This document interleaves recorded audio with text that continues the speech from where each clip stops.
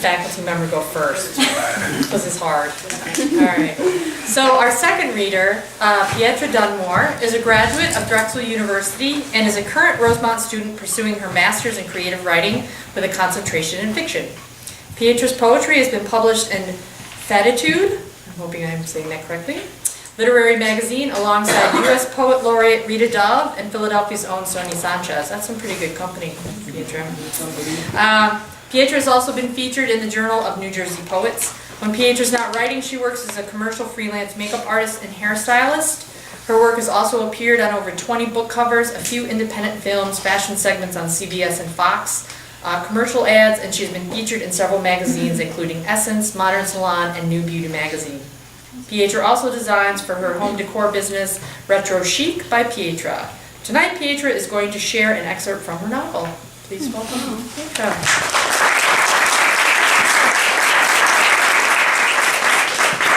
I guess I'm the second Jersey girl in the room. When I first saw him, I thought he looked like one of those guys that just didn't give a fuck.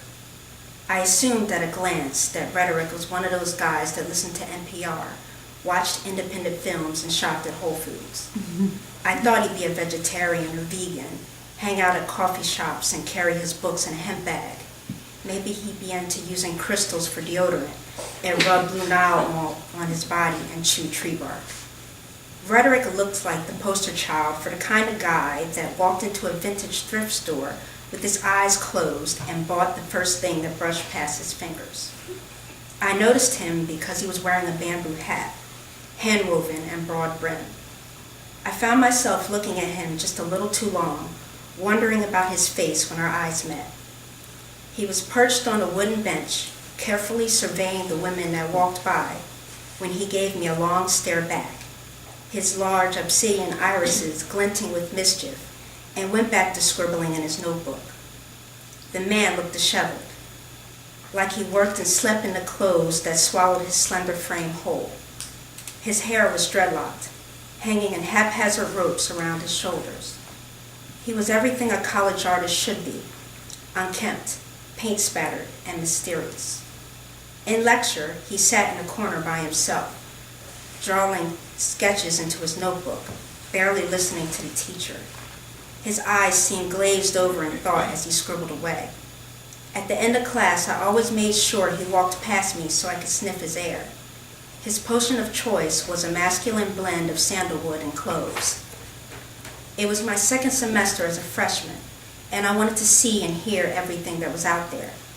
I took any opportunity to mingle with other artists, visited galleries, and checked out new exhibitions. I started attending open mic nights on campus.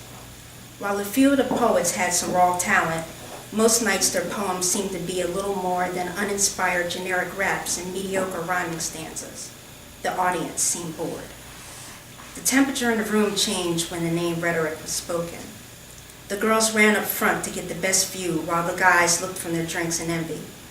The poet confidently glided onto the stage, and the crowd went into an immediate frenzy. He snatched the microphone from the cradle, spilling his thoughts before the crowd in his own unique melodic phrasing. My birth was nothing special, a product of two sweaty bodies meeting over a bottle of nitrate. What I fell in love with was his words and the way that he spoke them. The sound of his voice was smoky and deep, and his words were presented at full volume. He inhaled hurt and exhaled puffs of poetry that were both profane and unrepentant. There was an unmistakable beauty and power in his words. I never heard a man dance the line of vulgarity and poetics before. As I grew large within my mother's body, she ignored the convention to do something about her situation. It was 1978. I was a breech birth, telling the world to kiss my ass from the beginning. I felt planted in my seat, my nerve endings tingling. I watched his mouth as he spoke, wondering how his thick lips would feel on my face. I thought about running my fingers through his beard. The way I felt as he spoke was unreal, my pulse moving to the very rhythm of his cadence. The young man accepted the fanatical appreciation of the audience and gracefully slipped away. After a few minutes, the applause died down, just enough to hear the MC call out my name. I took a hurried breath and tried to relax. I knew he was going to be a tough act to follow, but I wasn't ready to admit to him, and more importantly myself, that he was the only real poet in the room. I asked the house band if they could play a soft beat for me. I waited for the band to begin and started. Sensual, not sexy. Creates moods with soft jazz, bare walls, and an empty floor. As I read from my typed pages, I made sure I looked at Rhetoric each time I hit an emotional crescendo. He showed no reaction other than focused interest. The audience sat quietly as well, and I couldn't really gauge how well I was doing. I walked off the stage emotionally drained. While I didn't receive the same enthusiastic reaction as Rhetoric, the audience seemed very pleased with my work. I sat down and took a much-needed drink of water. I looked up to see my poetic rival approach my table. He pulled out a chair, spun it around, and sat on it backwards, his dreadlocks extending wildly from his scalp. Saying nothing, I just sat there, slightly stunned, looking into the poet's face, getting lost in his hooded bedroom eyes and high cheekbones. Propping his arms on the chair back, he said, "Your work moved me." Then he extended his slender, rough hand towards mine. The name's Rhetoric. Just like my name, I always want to make sure what I spit follows the art of argumentation and discourse. On the flip side, rhetoric is also the art of bullshit. So there it is. Sometimes I'm an art form, sometimes I'm a bullshit. Depends on the day. As he spoke, I found myself watching his lips, underlined by an untamed beard, the center of which hanging at least an inch longer than the rest. I cracked out a barely audible version of my name. Augustine, no explanation. I held out my hand and he shook it. "I know your name, but I'm going to call you woman because that's what you are in my eyes." He smiled and slowly strolled out of view. I was breathless. It was during a thunderstorm where Rhetoric revealed the reason he drank. We were sitting on the floor of my college apartment eating pizza, waiting for the wind and rain of the nor'easter to ease up. The power had gone out in the complex and I had lit some candles. Rhetoric was sprawled on the floor, a slice of pizza in one hand and his bottle in the other. "Do you have to drink?" I asked, pouring soda into a plastic cup. "Have to." He took a swig and then grabbed another slice of pizza, cramming it into his mouth. "Gotta keep shit in its proper place." "What shit?" I asked, throwing a napkin in his direction. He ate like a caveman. "All kinds of shit." He picked up his bottle and pointed to it and says, "This is what I know." He took another gulp and placed the bottle down. "My mother drank like there was no tomorrow. Her mom drank vodka like it was water. And my father, if I knew who he was, probably drank too." "You have no idea who your father is?" "No clue." "So what's on your birth certificate?" I grabbed another slice, patting off the oil with the napkin. "Nothing." "Nothing? You could leave it blank?" I bit into my slice, taking a quick look at the forceful rain outside. "That's how things are done in the hood. The father column is usually unknown or blank." Rhetoric shrugged his shoulders. "My mom always said I look like that motherfucker though, so I guess if I want to see my dad, I'll just look in the mirror."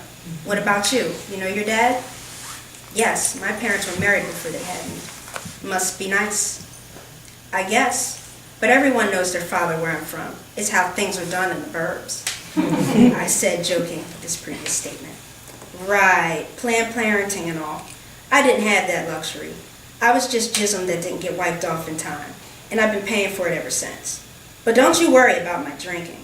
I come from a long line of fish. No, correction, crabs, because they had their home on their back. When I was a kid, my mother and I were always moving. Every time she got into a serious relationship, either that guy moved in with us or we moved in with him. We were always throwing our shit in bags at some odd hour of the night. And if we weren't moving, she was crying over some guy. She eventually found the love of her life." Rhetoric held up his arms and made air quotes. "This dude that played piano moved into our apartment. One morning my mother wakes me up and tells me we're moving, except I'm not going with them." He picked up his bottle and knocked back another swallow. "She let me rot in foster care over some guy. Never saw her again." "When did you go into foster care?" "I was about 12 or so. My first foster father used to throw me against a wall, so I ran away and got put into another one." "Did you look for her after you got out?" "Nah, fuck her. I wrote her and she sent the letters back. I wrote her about what that man was doing to me. She was too much of a selfish bitch to open up the envelope and see what was going on. Were you? I didn't want to say the word molested out loud. Yes, he answered. He then gave me a short recounting of his years in foster care. Rhetoric told me how his third foster family lived a block away from his old home and how he passed the apartment hoping to see his mother but never did. It lasted for a few minutes and I nearly suffocated, Rhetoric said about the first time he was molested. When he was done, I ran away in the middle of the night, but then I got put in with another family and the whole thing started again. He said it matter-of-fact-like, without emotion, his eyes almost as empty as his vodka bottle. When he spoke of his past, he told it as if it wasn't even his story, like someone had told it to him and he was repeating the highlights to me. He was matter-of-fact. I'm sorry this happened to you. I reached out my hand and placed it on his knee. Is that why you drank? There was a long silence and Rhetoric just stand there, looking at the 3 slices of pizza left in the box. The idea that blood equals love is a bullshit misconception that has long been erased from my mind. He patted my hand and picked up the bottle again. Realizing it was almost empty, he reached for another bottle out of his bag. Why don't you join me? He asked, holding out the new bottle. I shook my head. How was he going to trust another woman to be close to him when the woman that gave birth to him gave him up because he was in the way of her dating schedule? He didn't know where his mother was. He didn't know who his father was.